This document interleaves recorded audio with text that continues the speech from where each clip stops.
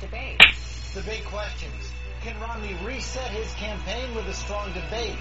Or with early voting underway, Vote for Obama. is it too late for a turnaround? 4 years from his last debate, you were wrong. Will President Obama be rusty? Or can he break the race wide open? We'll ask our headliners, New Jersey Governor Chris Christie and the president's top political advisor, David Plouffe. And insight and analysis on our Powerhouse Roundtable. Squaring off, former party chairs Haley Barbour and Howard Dean, plus Donna Brazil, Matthew Dowd, and Maggie Haberman of Politico. From ABC News, this week with George Stephanopoulos. It's your voice, your vote. Reporting from ABC News election headquarters, George Stephanopoulos. Hello again. We are heading into the home stretch of this campaign, just 37 days before the final votes, with all eyes on this week's first debate. The candidates are hunkering down in debate camp, but all our guests ready to weigh in on where the race stands, what to expect Wednesday, and what it all means for the final weeks of this race. White House advisor David Plouffe standing by for the president, but let's begin with the Romney camp and the man who kicked off the Republican convention last month, New Jersey Governor Chris Christie. Good morning, Governor Christie. Good morning, George. So, since the convention, Governor Romney has fallen behind in the national polls, behind the battlegrounds. New polls out this morning, Ohio and Iowa behind in both. I know that we just were laughing about the expectation setting on both sides, but Governor Romney has to shake things up Wednesday night, doesn't he? He's going to. I mean, every time Mitt Romney has been confronted in this campaign with one of these moments, he has come through in the debate and performed extraordinarily well, laying out his vision very clearly and also contrasting himself and his vision with whoever his opponent was at that time. So I have absolute confidence that when we get to Thursday morning, George, all you're going to be shaking your head saying it's a brand new race with 33 days to go. How does he do it, though? Because you said several months ago, the more we see of Governor Romney, the more voters are going to like him. That hasn't happened yet. On the one hand, he has to be assertive with the president, but likable to voters. How does he manage that balance? Be truthful. I mean, listen, all he's got to do is go out there and tell the truth, because if you tell the truth about what's going on in our country, people are going to understand that that's critical of the president's stewardship, but also to lay out a positive and hopeful vision for what the future can be for our children and grandchildren under a Romney administration. I think you can do both. Listen, Mitt Romney can walk and chew gum at the same time. I'm not worried. How do you handicap President Obama as a debater? He's good. Listen, and I love all this stuff. I heard Ed Rendell the other day, he hasn't debated in 4 years.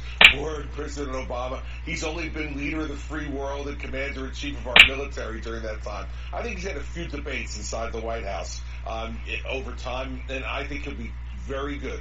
President's always been good, and he'll be good on Wednesday night.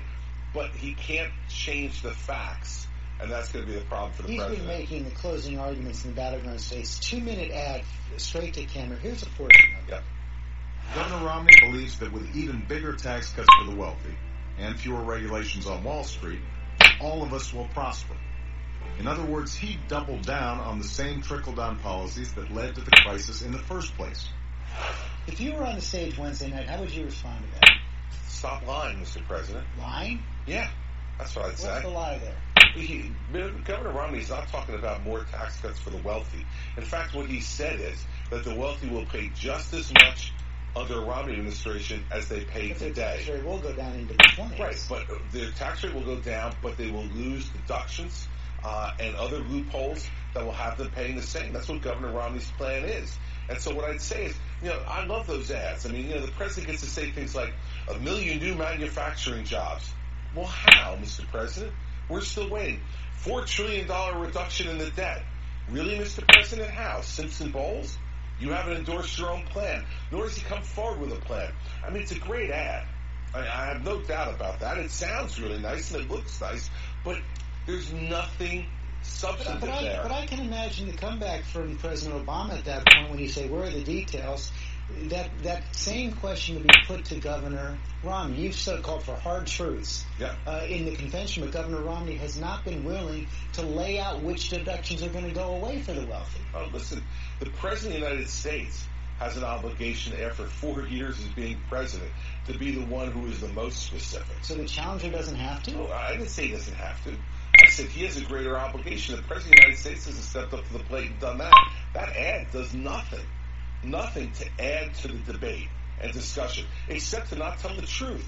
I mean, he starts off by not telling the truth, which is that the President says Governor Romney wants more tax cuts for the rich.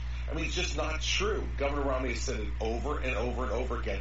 The rich will not pay less under his tax plan. Overall, as a share, but their tax rates will come down.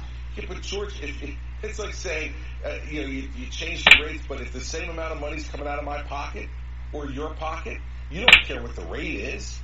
If the same amount of money is coming out, you're not paying less.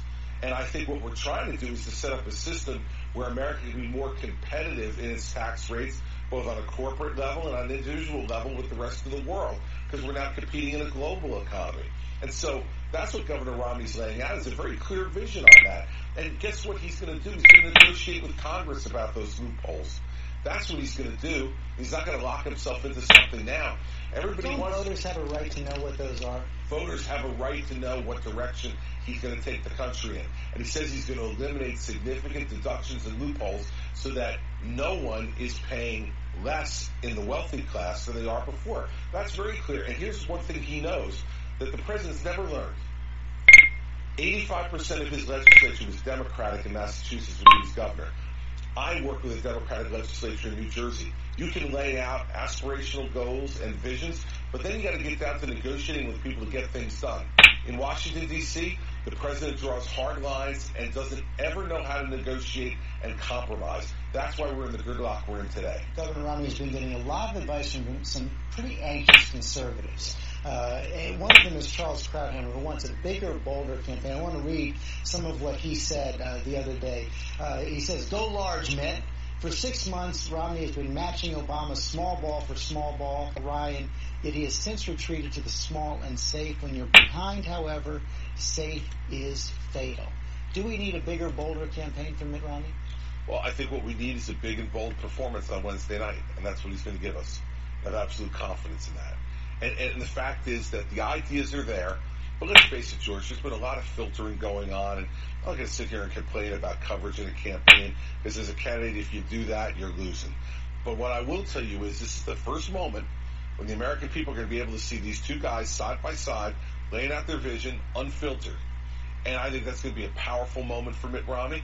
And I think folks like Charles Krauthammer will be happy on Thursday morning, certainly happier than they are now. You alluded to, do you buy this argument that some conservatives are making that the polls are skewed against Mitt Romney?